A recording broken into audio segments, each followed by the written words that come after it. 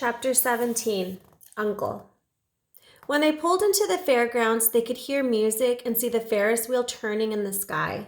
They could smell the dust of the racetrack where the sprinkling cart had moistened it, and they could smell hamburgers frying and see balloons aloft. They could hear sheep blatting in their pens. An enormous voice over the loudspeaker said, "Attention, please. Will the owner of a Pontiac car, license number H2439, please move your car away from the fireworks shed?" "Can I have some money?" asked Fern. "Can I too?" asked Avery. "I'm going to win a doll by spinning a wheel, and it will stop at the right number," said Fern. "I'm going to steer a jet plane and make it bump into another one." "Can I have a balloon?" asked Fern. "Can I have a frozen custard and a cheeseburger and some raspberry soda pop?" asked Avery. "You children be quiet till we get the pig unloaded," said Mrs. Arable. "Let's let the children go off by themselves," suggested Mr. Arable. "The fair only comes once a year." Mr. Arable gave Fern 2 quarters and 2 dimes. He gave Avery 5 dimes and 4 nickels. "Now run along," he said, "and remember the money has to last all day. Don't spend it the first few minutes. And be back here at the truck at noontime so we can all have lunch together. And don't eat a lot of stuff that's going to make you sick to your stomach. And if you go in those swings," said Mrs. Arable, "you hang on tight. You hang on very tight. Hear me? And don't get lost," said Mrs. Zuckerman. "And don't get dirty." "Don't get overheated," said their mother.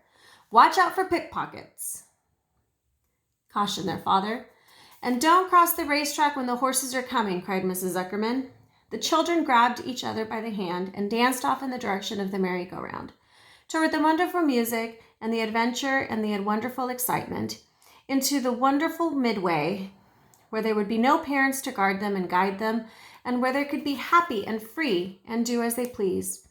Mrs. Arable stood quietly and watched them go.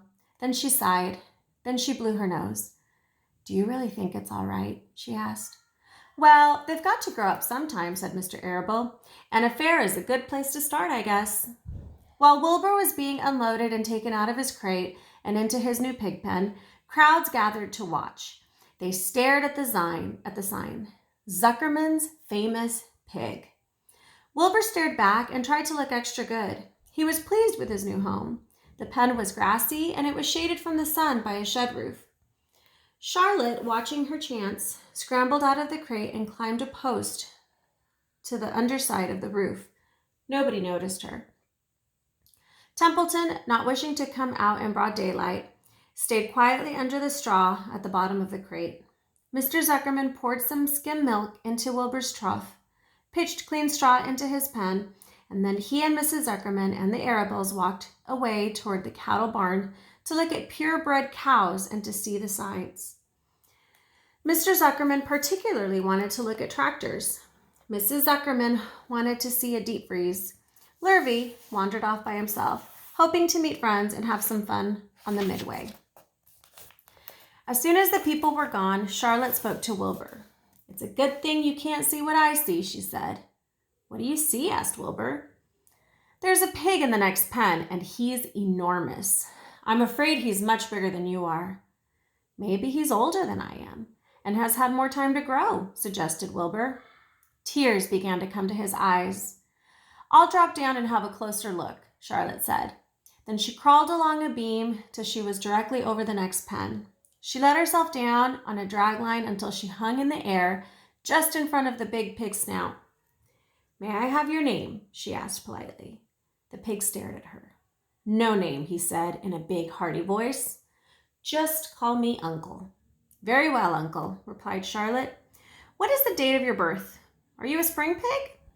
"Sure, I'm a spring pig," replied Uncle. "What did you think I was, a spring chicken? Ha ha, that's a good one, sister?" "Mildly funny," said Charlotte. "I've heard funnier ones, though. Glad to have met you, and now I must be going." She ascended slowly and returned to Wilbur's pen. "He claims he's a spring pig," reported Charlotte, "and perhaps he is. One thing is certain, he has a most unattractive personality. He's too familiar, too noisy, and he cracks weak jokes. Also, he's not anywhere near as clean as you are, nor as pleasant. I took quite a dislike to him in our brief interview. He's going to be a hard pig to beat, though, Wilbur, on account of his size and weight. But with me helping you, it can be done. When are you going to spin a web? Asked Wilbur. This afternoon, late, if I'm not too tired, said Charlotte. The least thing tires me these days. I don't seem to have the energy I once had. My age, I guess. Wilbur looked at his friend. She looked rather swollen and seemed listless. I'm awfully sorry to hear that you're feeling poorly, Charlotte, he said.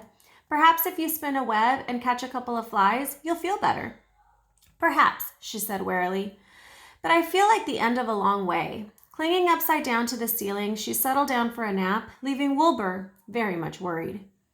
All morning, people wandered past Wilbur's pen. Dozens and dozens of strangers stopped to stare at him and to admire his silky white coat, his curly tail, his kind and radiant expression. Then they would move on to the next pen where the bigger pig lay. Wilbur heard several people make favorable remarks about Uncle's great size. He couldn't help overhearing these remarks, and he couldn't help worrying. And now with Charlotte not feeling well, he thought, oh dear. All morning, Templeton slept quietly under the straw. The day grew fiercely hot.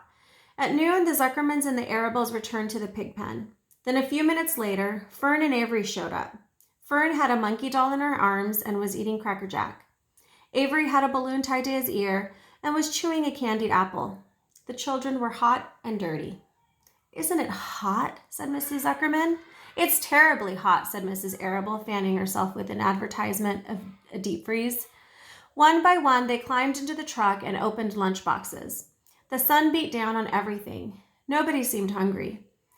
When are the judges going to decide about Wilbur? Asked Mrs. Zuckerman.